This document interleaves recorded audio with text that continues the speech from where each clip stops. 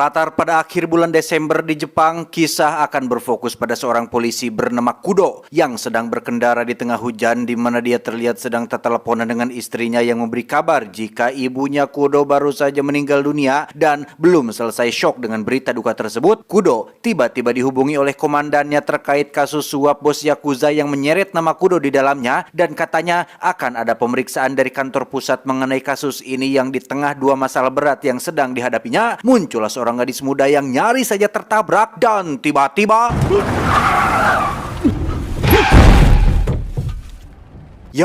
Kudo tak sengaja menabrak seorang pemuda yang berdiri di tengah jalan setelah sebelumnya hampir menabrak seorang gadis muda yang juga sama-sama berlarian di tengah jalan. Entah siapa pemuda ini dan apa yang sedang ia lakukan dengan gadis muda tadi, namun Kudo memastikan pemuda itu tewas di tempat, sehingga Kudo yang panik pun nekat membungkus dia menggunakan terpal dan memasukkannya ke dalam bagasi mobil.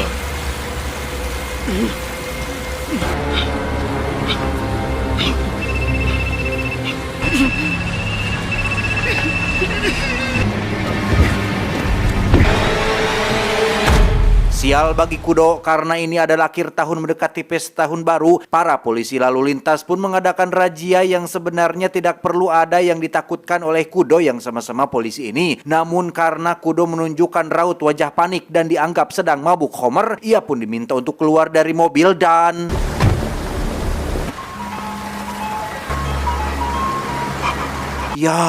terdengar bunyi telepon genggam yang berasal dari bagasi mobil, di mana Kudo mengaku itu hanyalah barang-barang pribadinya yang sengaja disimpan di dalam sana. Yang ketika para polantas ingin memeriksanya, Kudo langsung bereaksi spontan untuk mencegahnya hingga terjadilah perkelahian antara sesama penegak hukum.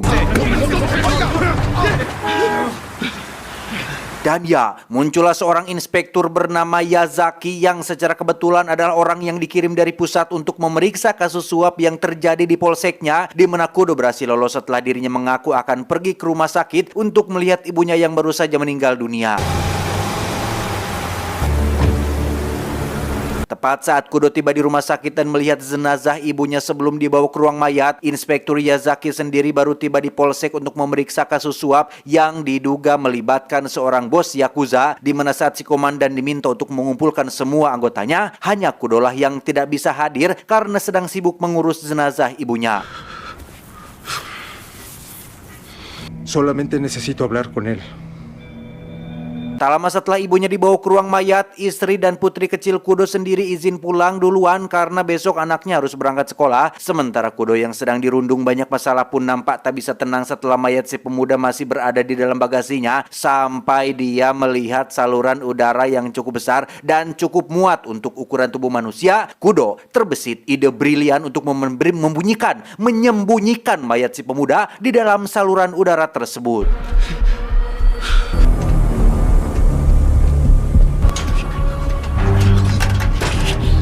Singkat cerita, esok pagi pun tiba. Dalam perjalanan menuju polsek, Kudo masih bingung dengan bagaimana cara dia menghilangkan retakan kaca depan mobilnya, yang tentu saja jika kasus kematian si pemuda ini terungkap, pastilah retakan itu akan jadi sumber masalah dan pertanyaan besar. Hingga Kudo kembali terbesit sebuah ide nekat untuk menabrakan mobilnya ke mobil polisi yang sedang parkir di pinggir jalan.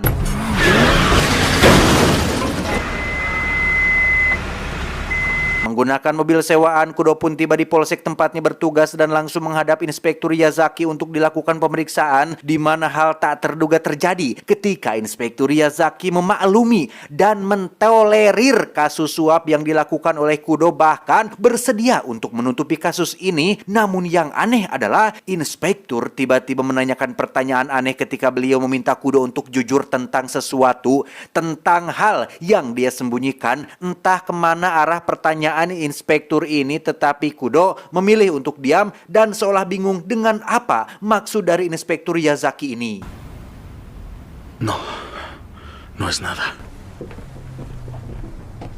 Selesai dengan kasus suapnya, Kudo buru-buru pergi ke rumah sakit untuk melihat jenazah sang bunda untuk yang terakhir kalinya, di mana Kudo lagi-lagi terbesit sebuah ide gila untuk melenyapkan mayat si pemuda ketika dirinya melihat saluran udara tersebut mengarah langsung ke ruangan mayat tempat ibunya disimpan.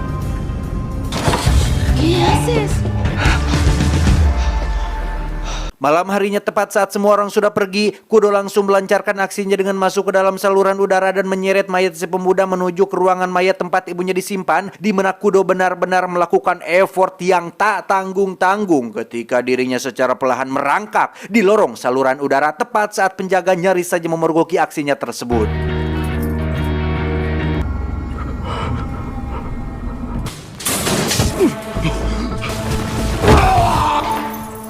Tiba di ruangan mayat, Kudo langsung memasukkan si pemuda ke dalam peti mati dan ditumpuk di atas jenazah ibunya sendiri. Yang tak lama muncullah dua petugas yang bermaksud memeriksa jasad ibunya dan...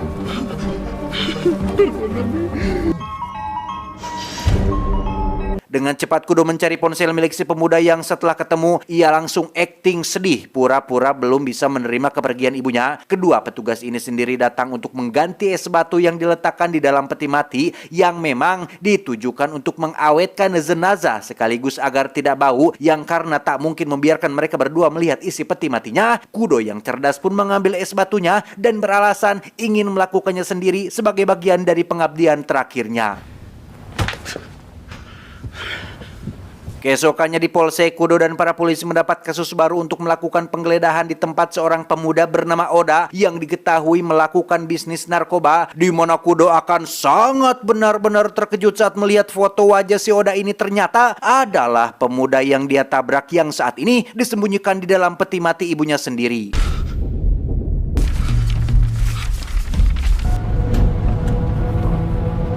Tiba di lokasi penggeledahan, ternyata benar lokasinya sama dengan lokasi ketika Kudo menabrak si pemuda bernama Oda ini. Tepat saat teman-temannya sedang sibuk di dalam, Kudo memilih untuk memeriksa pinggir jalan yang menjadi TKP dan tak lama ia mendapat pesan dari nomor tak dikenal yang mengaku melihat dan mengetahui tentang apa yang sudah Kudo lakukan.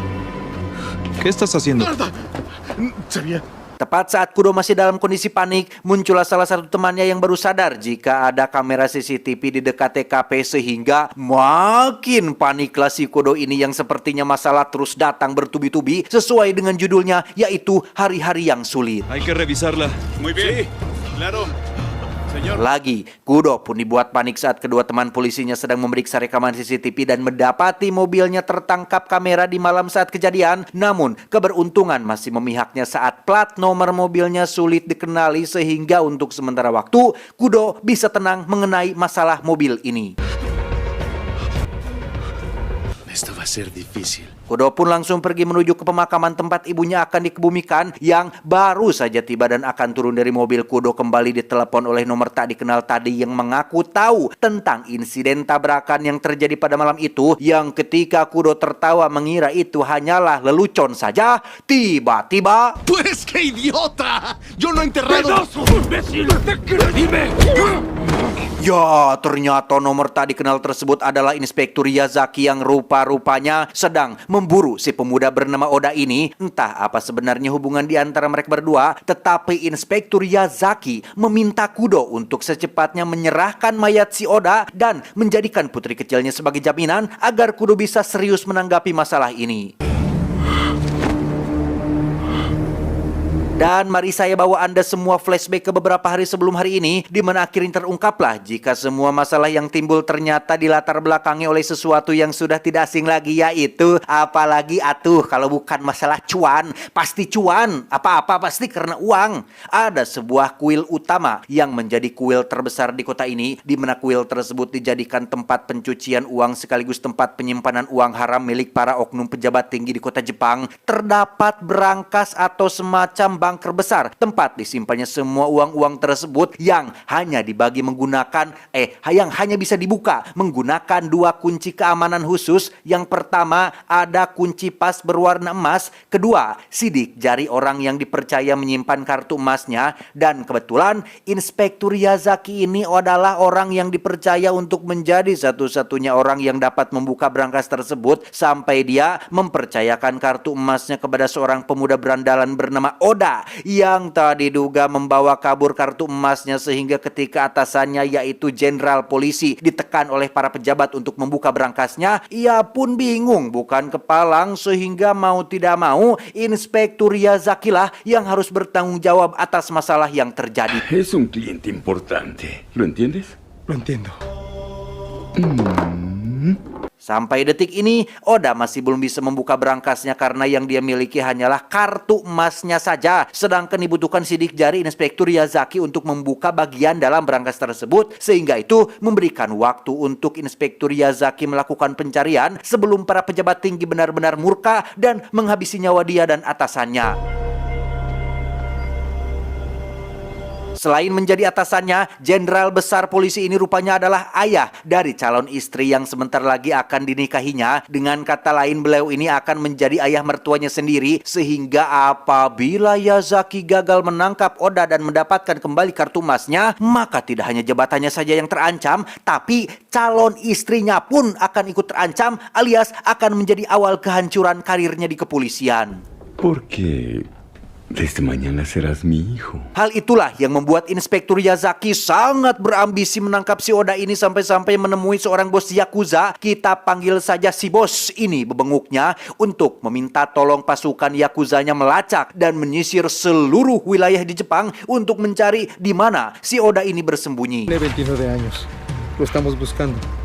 Debe ser allá. Persis seperti Kudo yang ditekan banyak masalah, Yazaki pun harus tetap bersikap tenang saat dirinya ditekan oleh atasan sekaligus ayah mertuanya sendiri. Apalagi saat ini dirinya sedang menjadi mempelai pria di acara pernikahannya sendiri. Sehingga ketika acara sudah selesai, Pak Jenderal Besar Polisi ini pun kembali menanyakan tentang perkembangan pencarian si Oda. Tepat saat muncul panitia nikahan yang meminta cap telapak tangan untuk sebagai karya seni cindramata acara pernikahan ini. Sí, lo recuerdo. Solo debo ponerla. Dan sungguh betapa apesnya nasib Yazaki saat panitia kembali meminta cap tangan untuk kedua mempelai yang berarti panitia yang tadi meminta cap tangannya adalah orang suruhan si Oda yang dikirim untuk menduplikasi sidik jarinya, sehingga semakin terlihat jelaslah wajah kepanikan yang ditunjukkan oleh si Yazaki ini.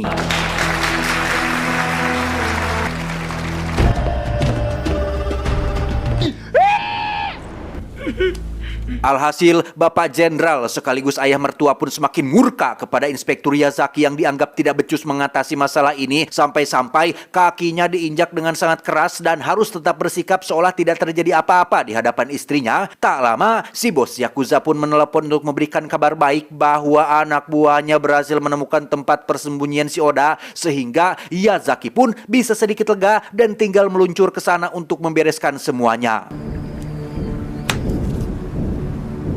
Tiba di sana, Oda terlihat sedang bersama seorang gadis muda yang mungkin adalah teman wanitanya, di mana Yazaki berhasil dilumpuhkan setelah si gadis muda melemparkannya dengan koper, sehingga terjadilah kejar-kejaran sampai ke jalan raya yang ketika si gadis muda berhasil lolos, Oda harus bernasib naas saat Yazaki berhasil menembaknya beberapa kali sampai akhirnya muncul Kudo yang menabraknya, yang dengan kata lain, Oda sudah mati sebelum Kudo menabraknya. Itulah kronologi yang sebenarnya terjadi. Yazaki tidak menyangka jika Kudo akan memasukkan mayat Oda ke dalam bagasi mobilnya, yang jika saja Kudo tidak panikan dan segera pergi dari lokasi tersebut, mungkin masalah ini tidak akan pernah menyeretnya sejauh ini. Alhasil, Yazaki yang kembali gagal mendapatkan Oda pun harus dimarahi oleh Pak Jenderal yang kali ini kekesalannya benar-benar membludak sampai-sampai memukulinya menggunakan tongkat golf, yang karena sudah kesal terus ditekan dan terus saja disalahkan. Yazaki yang pada dasarnya memiliki sifat kejam pun akhirnya memberontak dan balik memukuli ayah mertuanya sendiri hingga beliau tewas saat itu juga. Kembali ke waktu saat ini ketika Yazaki pergi membawa putri kecilnya, Kudo harus menjelaskan hal itu kepada sang istri yang tentu saja syok mendengar putri mereka diculik. Selain itu, Yazaki juga harus mengeluarkan mayat Oda dari dalam peti mati ibunya sebelum petugas pembakar jenazah membakar peti mati tersebut hingga menjadi abu. Gracias. ¡No lo encienda! Kudo. Dan ya, muncullah rekan kerjanya yang membawa bukti foto CCTV yang menyatakan jika itu adalah mobilnya Kudo, yang karena sudah terlanjur ketahuan, Kudo akhirnya jujur menceritakan semuanya sekaligus meminta tolong si rekan untuk menyelamatkan putrinya dari Inspektur Yazaki.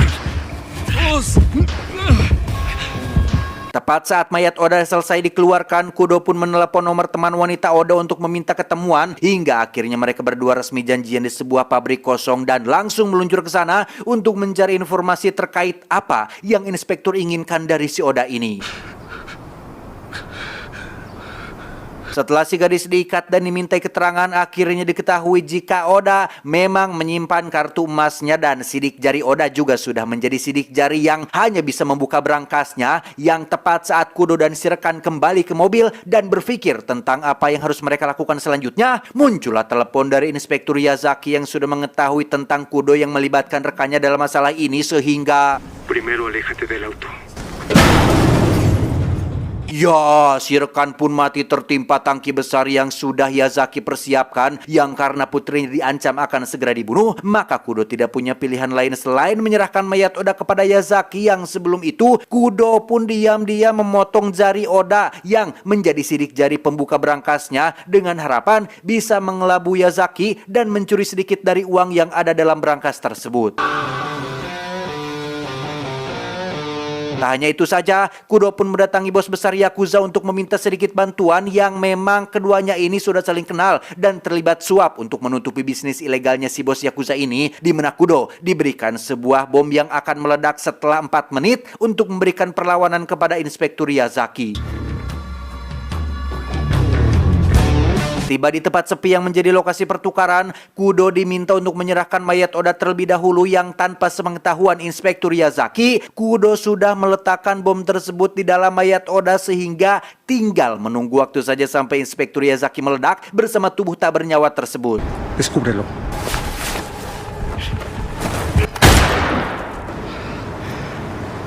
Tepat setelah putrinya aman dan disuruh masuk ke dalam mobil, timbul masalah ketika Yazaki menodong Kudo dengan pistol dan diancam akan dibunuh karena bisa menjadi saksi mata. Namun Kudo ternyata sudah mempersiapkan untuk hal seperti ini dengan mengaku sudah menyiapkan dakwaan dengan si bos Yakuza yang apabila dia tidak pulang dengan selamat, maka seluruh kejahatan dan dakwaan terhadap Inspektur Yazaki akan diserahkan kepada media, sehingga Yazaki tidak punya pilihan lain selain membiarkan Kudo pergi begitu saja.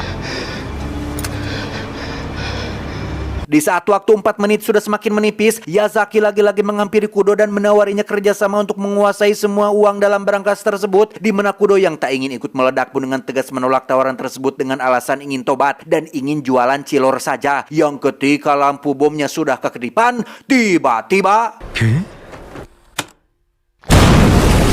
Pada akhirnya, Kudo berhasil membereskan semua rentetan masalah yang dihadapinya dan tepat pada malam tahun baru, Kudo mengembalikan putri kecilnya kepada sang istri yang sebentar lagi akan menjadi mantan karena mereka berdua diketahui berencana untuk bercerai. Lantas Kudo pun meluncur ke lokasi berangkas tempat semua uangnya disimpan, yang dengan kartu emas dan potongan jari milik Oda, ia berhasil masuk ke dalam dan melihat pemandangan yang sangat menakjubkan.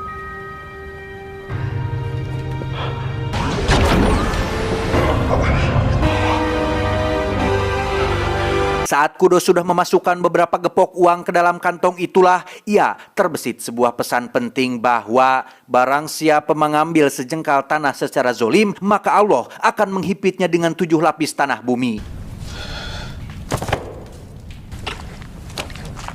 Dan ya, Inspektur Yazaki ternyata masih hidup dan entah bagaimana caranya dia bisa bertahan. Mereka terlibat pertarungan di dalam dan di luar berangkas sampai akhirnya Yazaki tumbang untuk yang kedua kalinya.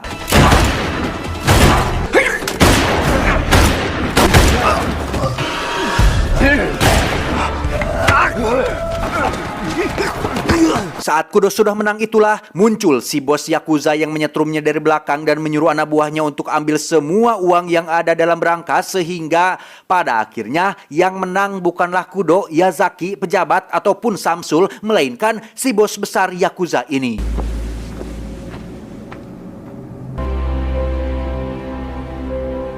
Keesokan paginya, Kudo pun bangun dan langsung pergi meninggalkan lokasi yang tepat di tengah perjalanan. Ia memutuskan untuk berhenti menelepon istrinya untuk meminta maaf atas hal buruk yang baru-baru ini terjadi. Dan sebelum-sebelumnya yang tak lama, Kudo pun ditabrak oleh seseorang dari belakang yang ternyata...